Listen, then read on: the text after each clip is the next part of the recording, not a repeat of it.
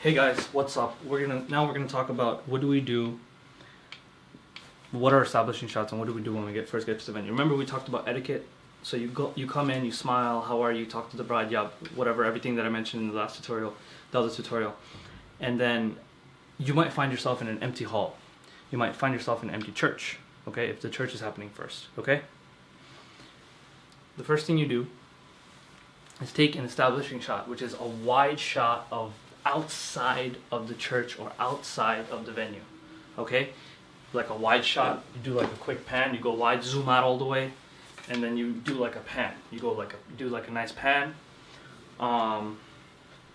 Make sure it's level. That's one thing I forgot to mention in the last tutorial. Make sure all your videos are level and straight, okay? Not sideways, especially with video. Remember I said that.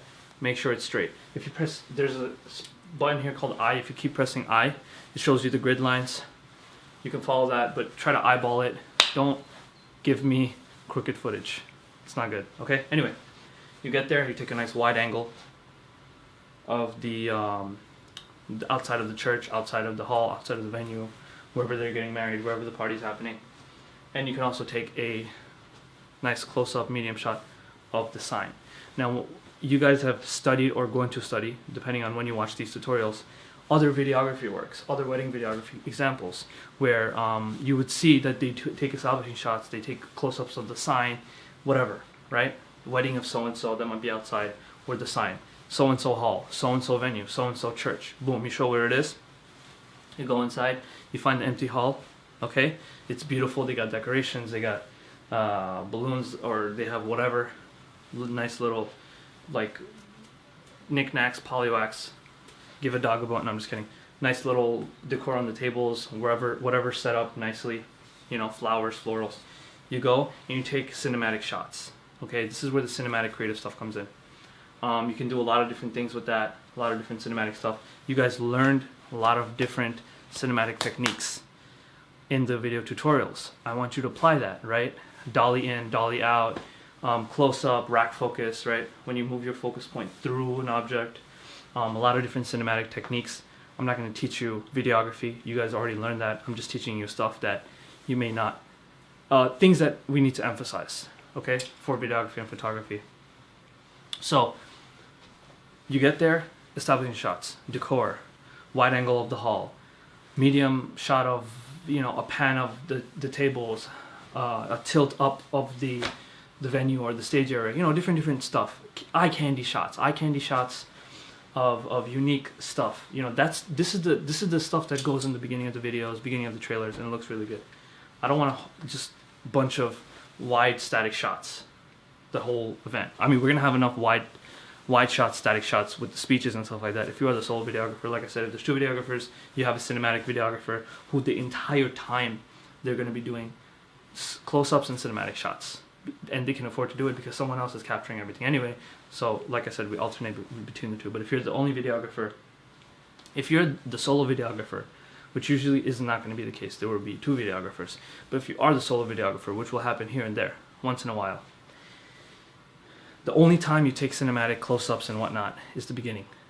The only time is when you have a controlled environment, okay? What do I mean by that?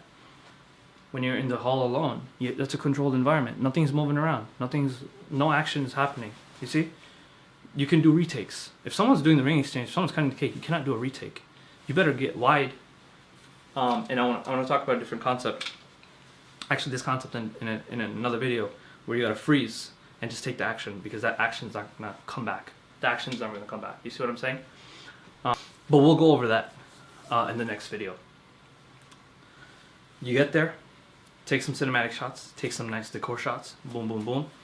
Then the event starts. When the event starts, you know, there's introductions. Position yourself, right? B-roll, go wide. The B-roll guy needs to go wide, okay? Stay wide. Follow the action. Don't miss anything. If you're the B-roll videographer, you are responsible to make sure that every second of that event is captured in focus, stable, and well-framed, okay? I'm not expecting cinematic stuff from you, right? Expectations are less with the cinematic stuff, but expectations are high when it comes to stability and manual.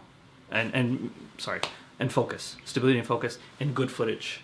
Good, well-lit, well in focus, and well stable footage.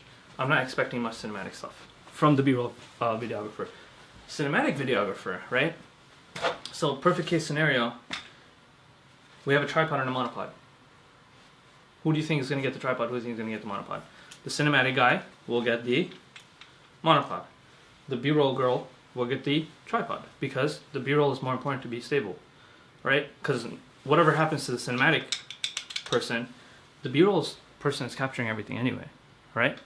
So we can risk using a monopod, even though, remember, stability is important, even with the monopod, okay? So when something's going on, some action, the girl's walking in, whatever, our B-roll guy goes wide. If I'm the cinematic one, I might do a medium shot. I might do like, they're gonna come in here, they're probably gonna walk by my camera. Or I might try to do this or something, you know, something cinematic, something unique, low angle, whatever, right? The cinematic videographer is more like a photographer in terms of they can butterfly a little bit, but you can't just keep moving around because you're not taking pictures. You got to record, so you got to get entire minutes of footage. Just keep that in mind, okay? So you guys got establishing shots. The next thing that I want to talk about is, and I'll talk about this in the next video, is important moments and how not to miss them, okay?